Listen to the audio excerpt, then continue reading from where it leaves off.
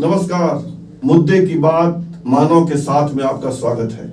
मैं हूं डॉक्टर संतोष मानव और आज हमारे साथ हैं धनबाद कोचिंग एसोसिएशन के अध्यक्ष मनोज सिंह। इनसे हम बहुत कुछ जानेंगे।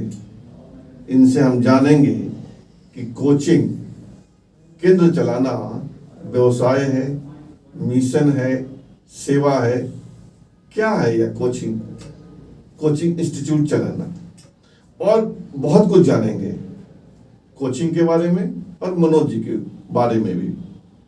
मनोज जी, आप कोचिंग इंस्टीट्यूट चलाते हैं, कोचिंग एसोसिएशन धनबाद के अध्यक्ष भी हैं आप। ये क्या है? पेशा है, रोजगार है, व्यवसाय है? नमस्कार। सबसे पहले मैं लगातार न्यूज़ चैनल को बहुत बहुत धन्यवाद देना चाहता हूं जो इस मंच पर आमंत्रित किया है।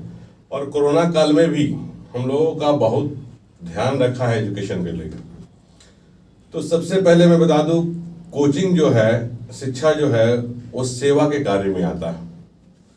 सेवा के कार्य में आता है, प्लस साथ साथ जुड़े हुए प्रोफेशनल व्यवसाय भी है। व्यवसाय के साथ ये सेवा का कार्य आता है, जिसको जिला उद्योग केंद्र रजिस्टर्ड करता है आपका। अभी उसी का पार्ट निकल के चला गया है एमएसएमई में। ठीक है, तो एमएसएमई में चला गया है, तो ये एजुकेशन देना एक सेवा का कार्य है और उससे जो व्यवसाय है वो अपना भरण पोषण सेवा के कार्य में ही आता है। तो आप लोग कुछ पढ़ाते हैं कि फीस लेते हैं? सिर्फ फीस वसूलने का केंद्र है कि पढ़ाने का केंद्र है? सर, माना दोनों चीज आ सकता है, डिपेंड करता है चलाने वालों पे, शिक्षण संस्थान पे।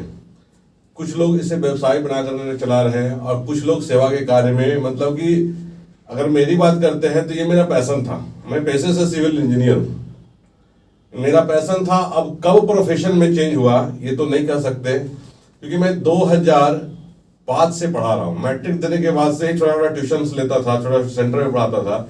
उसके बाद धीरे धीरे पढ़ते भी गया और पढ़ाने का सिलसिला अब तक कंटिन्यू है। अब दूसरे फील्ड में जाना भी नहीं है, क्योंकि मन लगता है इस कार्य को करने में, और कार्य करने में मन लगता है तो पैशन कहीं ना कहीं है ये अभी भी। अब कहते हैं कि भाई फीस लेते हैं या फिर सिर्फ पढ़ाते हैं, तो मुद्दे की बात है, हम मेहनत करते हैं आपके बच्चों के पीछे, तो एक छोटा सा अमाउंट तो चाहिए, एक रकम चाहिए। जहाँ मान लीजिए हम चला रहे हैं संस्थान, मकान रेंट पर लिए हुए हैं, टीचर्स आते हैं, आपके बच्चे को एजुकेशन देते हैं, तो कुछ ना कुछ तो उसका चार्ज होना चाहिए। मुफ्त में कोई भी चीज बहुत दिन तक नहीं चलाया जा सकता है। अच्छी बात है, आपका पैशन है, आप इसको सेवा मानते हैं और यह भी मानते हैं कि सेवा के साथ ये जीविकोपार्जन, भरण पोषण का माध्यम भी बन जाता है। लेकिन कुछ कोचिंग केंद्र कहिए या इंस्टीट्यूट कहिए, वहाँ पढ़ाई कम होती है और फीस ज़्यादा, इतना ज़्यादा फीस लेते हैं, इतना ज़्यादा शुल्क लेते हैं कि लगता है कि वो कोई उद्योग चला रहे हैं, कोई व्यवसाय चला रहे हैं, वहाँ सेवा है ही नहीं। बात सही है एकदम आपका कहना सर, कि बहुत सारे कोचिंग इंस्टीट्यूशन में बहुत ज़्यादा फीस है। तो सबसे पहला मुद्दा उठता है कि गार्जियन देने वाले भी हैं, तब तो वो फीस ले रहा है। आप में कैपेसिटी है तो आप दे रहे हैं, आप उस तरह का शिक्षण संस्थान ढूंढ रहे हैं। पहले जो होता था एजुकेशन जंगलों में मिलता था आदिकाल में, फिर धीरे धीरे ये कन्वर्शन हमारा होता चला गया, ये रूप चला गया। अब पढ़ाई के साथ साथ पूरा इन्वायरमेंट चाहिए जो बच्चे को आराम दे सके। फुल्ली एसी क्लासरूम चाहिए, टीचर बच्चे को डांट नहीं सकते हैं, तो कुछ लोग जो है ऐसे ही इंस्टीट्यूशन में भेजते हैं जिन्होंने अपना व्यवसाय बना करके रखा है इस क्षेत्र को। मैं आपसे एक निजी अनुभव शेयर करता हूँ जी। एक कोचिंग वाले सज्जन से मेरी बात हुई जी। उन्होंने कहा कि 10,000 रुपये लेंगे किसी परीक्षा की तैयारी के लिए और समय लगेगा 1 माह। 1 माह में आप ऐसा क्या पढ़ा देंगे कि बच्चा सफल हो जाएगा, और फीस 10,000 15,000, तो इसमें सेवा कहाँ है? ये तो व्यवसाय है। सफलता की बात जो है वो डिपेंड करता है बच्चों के लेवल पर। कोई भी टीचर अगर कहता है कि मैं इसको सफलता दिलवा दूंगा, एक प्रयास कर सकते हैं हम लोग, उस रास्ते पे बच्चों को ले जा सकते हैं जिस रास्ते पे उसको चलना है और डायरेक्ट एम्बिशन की तरफ बढ़ना है। तो ये कह देना कि मैं पढ़ा करके रिजल्ट दे दूंगा, इम्पॉसिबल है। बहुत सारे बच्चे ऐसे हैं जो बहुत पढ़ाने के बाद वो अपने थोड़ा सा बस एग्जामिनेशन तक लेवल में तैयार होते हैं। हाँ, बहुत सारे इंस्टीट्यूशन ऐसे हैं जो पब्लिक स्कूल को टारगेट किए हुए हैं, पब्लिक स्कूल से टाई अप रखे हुए हैं, तो उनके लिए ये व्यवसाय है। लेकिन जिनका कोई पब्लिक स्कूल से टारगेट नहीं है, चाहे यहाँ पर 3 तरह का बोर्ड है हमारे पास, एक जैक बोर्ड है, एक सीबीएसई है, एक आईसीएसई है। तो जहां पे बच्चे जैक वाले पढ़ रहे हैं, कहीं ना कहीं वहां सेवा का कार्य है, क्योंकि वो बच्चे 200-250 से फालतू फीस देंगे ही नहीं, और उतने बड़े संस्थान में वो जाएंगे भी नहीं पढ़ने के लिए। तो जो गुपचुप वाले के बच्चे हैं, ठेले वाले के बच्चे, वो कहाँ पढ़ेंगे? तो हर तबका के लिए हर लेवल बना हुआ है। जैसे कपड़े की दुकान ब्रांडेड भी है, फुटपाथ भी है और नॉर्मल दुकान भी, उसी तरह कोचिंग इंस्टीट्यूशनों में भी कैटेगराइज हो गया है। एक हाई फाई लेवल जो फुल्ली एसी है, वैन आके घर से लेके जा रहा है, दूसरा गार्जियन छोड़ने के लिए जा रहे हैं, तीसरा जो बच्चे अपने से खुद से ढूंढ रहे हैं और खुद से जाकर के पढ़ रहे हैं। एक सवाल है मेरे मन में, ये बहुत दिनों से ये सवाल है। स्कूल है, बड़े बड़े स्कूल है जो शुल्क लेते हैं, भारी भरकम शुल्क लेते हैं, सालाना लाख रुपए तक वाले स्कूल भी है, अच्छे कॉलेज है। मेरा सवाल यह है कि क्या स्कूल में, कॉलेजों में पढ़ाई नहीं होती? अगर होती है तो कोचिंग इंस्टीट्यूट जाने की आवश्यकता ही क्यों? बिल्कुल सवाल सर आपका जायज है। बच्चों के जीवन का महत्वपूर्ण समय हम अपने स्कूल में दे देते हैं। बच्चों का टाइम को 6 से लेकर 7 घंटा तक स्कूल में हमारे बच्चे रहते हैं। अगर किसी कारण से रिजल्ट थोड़ा सा फिसल जाए तो पब्लिक स्कूल ये नहीं कहता कि बच्चे कमजोर है, थोड़ा सा और मेहनत करवाएंगे, अच्छी रिजल्ट अगले बार सुधारने की कोशिश करेंगे। वो जब आप जाते होंगे, आप गार्जियन हैं रिजल्ट लाने के लिए, तो वो आप पे ही चढ़ के बात करेगा। कहाँ पढ़वा रहे थे आप ट्यूशन? यहाँ नहीं वहां भेजिए, वहां नहीं वहां कीजिए। तो आपके पास मेरा एक क्वेश्चन है स्कूल वाले से, आपके पास मैंने दिया बच्चों का 7 से 8 घंटा समय, वो भी जीवन का बहुत महत्वपूर्ण पार्ट दे दिया। बात आती है रिजल्ट का, तो वो कोचिंग पे चला आता है कि किस कोचिंग से पढ़ रहे हो, किस कोचिंग में तैयारी कर रहे हो। जब कोई बच्चा आईआईटी जेईई नीट निकाल लेता है तो कोचिंग वाले का नाम दब जाता है और स्कूल वाले का नाम पहले आ जाता है। एक इंटरफेयर करूंगा जी हाँ। स्कूल वाले कितने बेशर्म हो गए हैं उसका एक उदाहरण है। अगर आपका 11वीं में, आपका नहीं, आपके बच्चे का 11वीं में रिजल्ट खराब आया जी, तो वो स्कूल से निकाल देते हैं जी, कहते हैं दूसरे स्कूल में एडमिशन ले लीजिए। बच्चा एलकेजी से लेकर या 5वीं से लेकर 11वीं तक आपके स्कूल में पढ़ा, घंटों बिताए उसने, लाखों की फीस दी, हाँ। लेकिन अब 11वीं में रिजल्ट ठीक नहीं आया तो आप 12वीं में उसको नहीं बैठाते हैं, बोलते हैं दूसरे स्कूल में जाओ।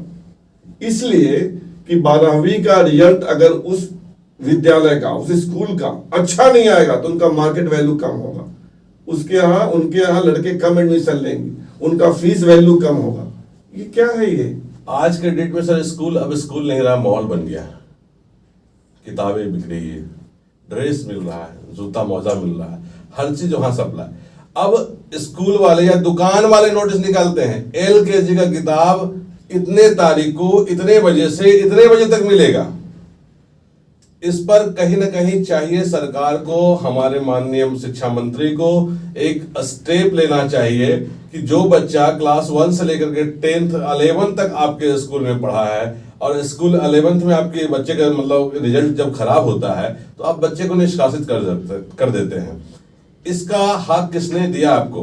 क्योंकि 11 साल बच्चा आपके ऑब्जर्वेशन में था, आपने किया क्या? कितनी क्रूरता है, कितनी अमानवीयता है, ये कितना क्रूर कर्म है कि 11वीं तक बच्चा आपके यहाँ पढ़ा, 8-8 घंटे आपके यहाँ बिताए, लाखों की फीस आप लेते हैं और 11वीं में रिजल्ट अच्छा नहीं आया तो उसका दोष आप गार्जियन पे बढ़ते हैं और आप उसको स्कूल से निकाल देते हैं। अब वो 12वीं में कहाँ, किस स्कूल में एडमिशन लेगा, कहाँ जाएगा, कैसे लेगा? आप सोचते नहीं है आपके स्कूल का वैल्यू कम होगा, प्रेस्टीज कम हो जाएगी, आप निकाल देते हो। स्कूल अपनी प्रतिष्ठा बचाने के लिए ऐसा काम करता है, क्योंकि अगर 5 बच्चा है, 5 पास हो गया तो 100% रिजल्ट हुआ, 5 में अगर 2 लटक गया तो रिजल्ट का परसेंटेज घट गया।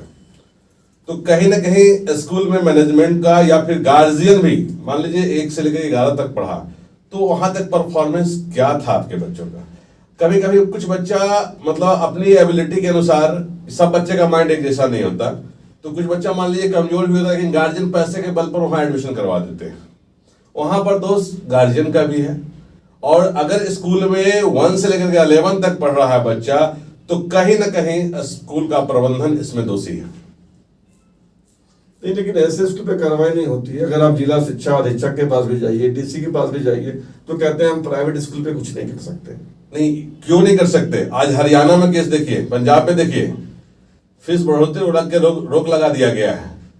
किताबें आपकी दुकान में मिलेगी, ना कि आपके स्कूल में मिलेगा। सिर्फ कमीशन का खेल खेल रहा है स्कूल आजकल। किताब ये चलाएंगे, सिर्फ और सिर्फ अगर मान लीजिए सीबीएसई बोर्ड है, सीबीएसई का किताब चलाया जाए तो बच्चों पर उतना लोड नहीं पड़ेगा। 5,000, 6,000, 7,000 किताब क्लास 1 में खरीदना पड़ता है, तो इसका कहीं ना कहीं बोझ। और आज के डेट में गार्जियन के पास भी इतना समय नहीं है कि अपने बच्चों के प्रति ध्यान दे, क्योंकि अपने काम में इतना व्यस्त है। अच्छा, एक सवाल मैं आपसे जानना चाहूंगा। 2 साल कोरोना काल के, जी, अब पूरे देश के लिए कठिन दौर रहा। आप लोगों ने इस 2 साल में सरवाइव कैसे किया? क्या बहुत सारे लोग इस पेशे से या इस कार्य से अलग हो गए? अभी तक के इतिहास में सबसे काला समय था ये एजुकेशन के लिए।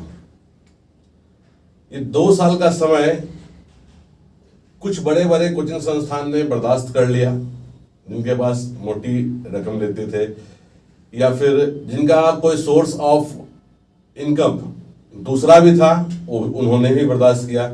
ये 2 साल में मैक्सिमम कोचिंग संचालकों के ऊपर लाखों लाख रुपए का कर्ज है।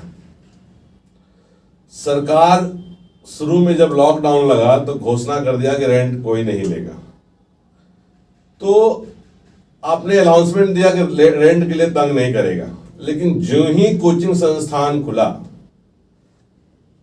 मकान मालिक का प्रेशर आने लगा कि भाई रेंट क्लियर। और वो भी क्यों नहीं मांगे, उनका मांग जायज है, क्योंकि अपने जीवन की कमाई इसमें लगा दी है कि 2 रुपए इससे कमाएंगे तो हम अगला काम करेंगे, अपने जीवन को जीवन यापन सही तरीके से कर पाएंगे। तो सरकार बिजली बिल तक नहीं माफ करवाया, कोचिंग संस्थान बंद रहा, बिजली बिल आता रहा। या फिर किसी भी कोचिंग संस्थान का ट्रेड लाइसेंस 2 साल के लिए एक्सटेंड नहीं हुआ। जो ही खुला लॉकडाउन के बाद, नगर निगम हावी हो गया, आपका ट्रेड लाइसेंस दिखाइए, कहां तक है, कब तक है, फेल है, फाइन लगेगा। तो क्या सरकार के पास प्राइवेट शिक्षकों के लिए कोई जगह नहीं है या कोई अहमियत नहीं है? सरकार ने ध्यान देना मुनासिब नहीं समझा। हर वर्ग को कुछ ना कुछ मिला है, लेकिन एक प्राइवेट कोचिंग संचालक कुछ नहीं मिला है सरकार की। एक बात बताइए, सरकार से तो बड़ी नाराजगी है कोचिंग वालों की जी। इसके पहले भी मैं पढ़ता रहा हूँ, सुनता रहा हूँ। क्या जो शिक्षक आपके यहाँ पढ़ाने आते हैं उनको वेतन दिया आप लोगों ने? हम लोगों का वेतन पूरी तरह से तो नहीं मिला, लेकिन मिलता रहा, क्योंकि मैक्सिमम कोचिंग शेयर होल्डर पे काम होता है। तो शेयर होल्डर पे है तो जितनी भी मान लीजिए आपको आएगा, कुछ ना कुछ तो आपको मिलता ही रहेगा। मतलब सिर्फ दाल रोटी चलता रहा, किसी तरह से समय का गुजारा किया गया। अभी जब लॉकडाउन खुला है तो एग्जामिनेशन का दौर चालू हो गया। अभी भी किसी संस्थान का आर्थिक स्थिति ठीक नहीं है, वो सिर्फ खींच रहे, नए सेशन के इंतजार में है हम लोग कि नया सेशन में क्या होता है। और अब बच्चों का रुझान भी, बच्चों की रुचि भी बहुत सारा खत्म हो गया है। सरकार कहीं ना कहीं ऑनलाइन प्लेटफॉर्म को प्रमोट किया है। एक छोटी सी कंपनी हजारों करोड़ की कंपनी बन जाती है, पूरे फ्रेंचाइजी के साथ सेंटर खरीद लेता है। तो कहीं ना कहीं ये ऑनलाइन जो है, ऑनलाइन एजुकेशन जो नए नए प्लेटफॉर्म आए हैं, तो उससे आप लोग पे असर तो पड़ा होगा? 100% पड़ा है सर। कितना असर पड़ा, परसेंटेज बता सकते हैं? परसेंटेज में मतलब 60-40 का रेशियो चल रहा है। जहां पर हम लोग 10 बच्चे पढ़ा रहे थे एक बैच में, वहां पे 4 बच्चे हमारे पास आ रहे हैं। ठीक है, तो कहीं ना कहीं बहुत बड़ा इफेक्ट है। लेकिन एक बात कहना चाहूंगा कि ऑफलाइन का सॉल्यूशन ऑनलाइन नहीं हो सकता। एक प्लस पॉइंट हो सकता है, विटामिन की काम कर सकता है, लेकिन ऑनलाइन एजुकेशन पर किसी भी बच्चे का मतलब कह सकते हैं कि शारीरिक विकास, मानसिक विकास या बौद्धिक विकास नहीं हो सकता। अच्छा, ये आप लोग का जो एक कार्यक्रम चल रहा है मार्गदर्शन, ये क्या है? आगामी 24 अप्रैल को धनबाद जिले में जितने भी कोचिंग संचालक हैं सभी से मैंने निवेदन किया कि जो स्टूडेंट का गैपिंग और टीचर का gapping, online classes, offline classes, इसको लेकर के हम लोग वहां पर डिस्कस करेंगे कि ऑनलाइन और ऑफलाइन में क्या है। आज जो बच्चे आ भी रहे ना पढ़ने, उन बच्चों में संस्कार की कमी हो गई है। बच्चे 2 साल रहते रहते घर में इरिटेट हो गए हैं, बात करने का तरीका भूल गए हैं, लिखने का तरीका भूल गए हैं।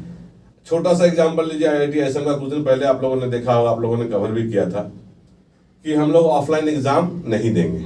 क्यों नहीं देंगे? क्यों नहीं देंगे? आपको पढ़ाया गया, अगर ऑनलाइन पढ़ाया गया, आपने अच्छे से सीखा तो आपको तो एग्जाम देना चाहिए। इसका मतलब है कि ऑनलाइन सही से कारगर नहीं है। और कितने शहरों में, कितने जगहों पे ऑनलाइन कारगर हुआ? सिर्फ शहर के बीच में, सुदूर ग्रामीण इलाकों में देख लीजिए, जिनके गार्जियन मजदूरी करते हैं, वो 500 रुपये का नेट रिचार्ज कैसे करेगा? वो खाने के लिए सोचना पड़ गया उसको। बहुत सारे बच्चे तो मजदूरी के काम में जुट गए हैं, बच्चों की संख्या घट गई है पढ़ने वालों की। तो ये थे धनबाद कोचिंग एसोसिएशन के अध्यक्ष मनोज सिंह। हम ऐसे ही लोगों से जो समाज के विभिन्न फील्ड में काम कर रहे हैं समय समय पर बातचीत करते रहेंगे। तब तक के लिए नमस्कार। न्यूज अपडेट के लिए आप हमारे चैनल को सब्सक्राइब करें। आप हमें फेसबुक और इंस्टाग्राम पर भी फॉलो कर सकते हैं। बने रहे लगातार .in के साथ।